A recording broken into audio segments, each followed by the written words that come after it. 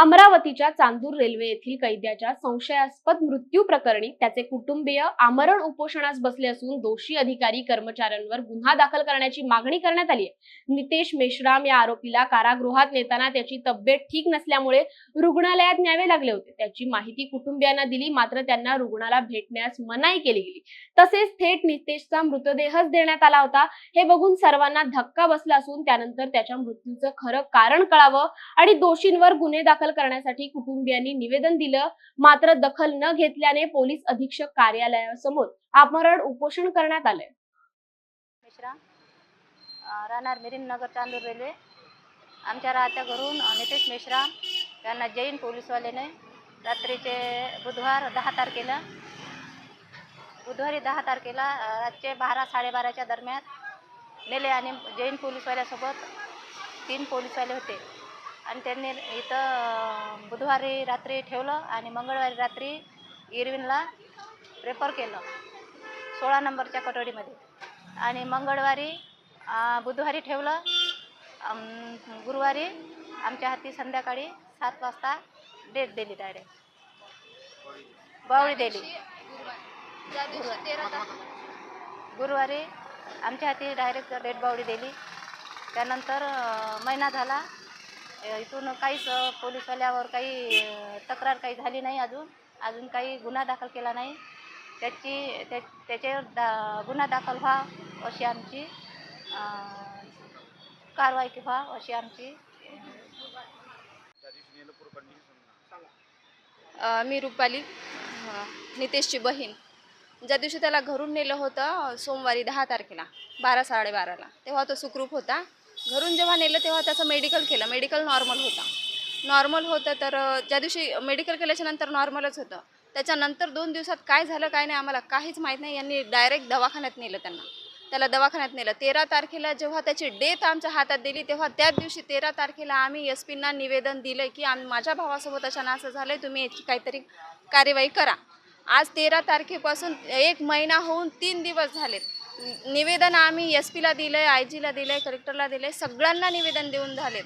अधिकाऱ्यांनाही भेटून झाले किंवा आमदार खासदारांनाही भेटून झाले, पण याच्यावर अजूनही अद्याप कोणत्याही गोष्टीत कार्यवाही झाली नाही किंवा आम्हाला अजूनही निर्णय नाही। आम्ही निर्णयाच्याच प्रतीक्षेत आहोत, तर आम्हाला तात्काळ निर्णय द्यावा, त्याच्यासाठी आज आम्ही उपोषणाला बसलेलो आहोत।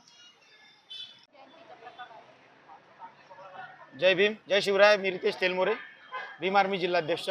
नितेश मेश्राम हा चांदूर पोलीस स्टेशन हद्दीतील, चांदूर रेल्वे पोलीस स्टेशन हद्दीतील राहणारा व्यक्ती। त्याला एका 353च्या गुन्ह्यामध्ये सरकारी कामात अडथळ्यामध्ये, म्हणजे 14 एप्रिलचा कार्यक्रम होता, त्या कार्यक्रमामध्ये काहीतरी पोलीस प्रशासनासोबत त्याची उज्जत झाली होती। तर त्या प्रकरणामध्ये त्याच्यावर 353 दाखल झाली होती। तर त्याच्या प्रकरणामध्ये त्याला कोर्टामधून समन्स आला होता आणि पोलीसवाल्यांनी म्हटलं का बा तुम्ही या प्रकरणामध्ये तुम्हाला आम्ही अरेस्ट करत आहे। तर घरून नेलं। घरून नेल्याच्या नंतर त्याला पोलीस प्रशासनानं घरून नेल्याच्या नंतर याची आईने विचारलं का बा तुम्ही याला आता नको आणि सकाळी न्या। तिथं पण त्याला काहीतरी बोलचाल झाली, त्यांची बोलचाल म्हणजे पोरासोबत काहीतरी मारहाण किंवा बोलचाल झाली। त्याच्यानंतर नेल्याच्या नंतर 12 तारखेला 12/6ला नेलं पोलीस स्टेशनमध्ये। पोलीस स्टेशनमध्ये नेऊन जेव्हा हे पोलीस स्टेशनला गेलं तर त्याला भेटू दिलं नाही। यांनी म्हटलं का म्हणजे कोर्टात हजर व्हा, कोर्टात तुम्ही भेटू शकता, इथं तुम्ही भेटू शकत नाही। ते झालं। त्याच्यानंतर मग पोलीसवाल्यांनी तिथे भेटू दिलं नाही, कोर्टात आणलं तेव्हा याला भेटू दिलं नाही। मग यांनी नेलं जेलला, का बा याला जेलमध्ये आपण हे करायचं।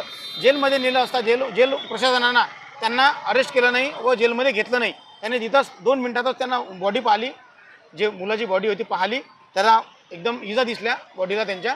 तर त्यांनी डायरेक्ट म्हटलं का बा आम्ही याला घेऊ शकत नाही, याला पहिले तुम्ही स्टेबल करून आणा आणि त्याच्यानंतर आम्ही जेलमध्ये घेऊ।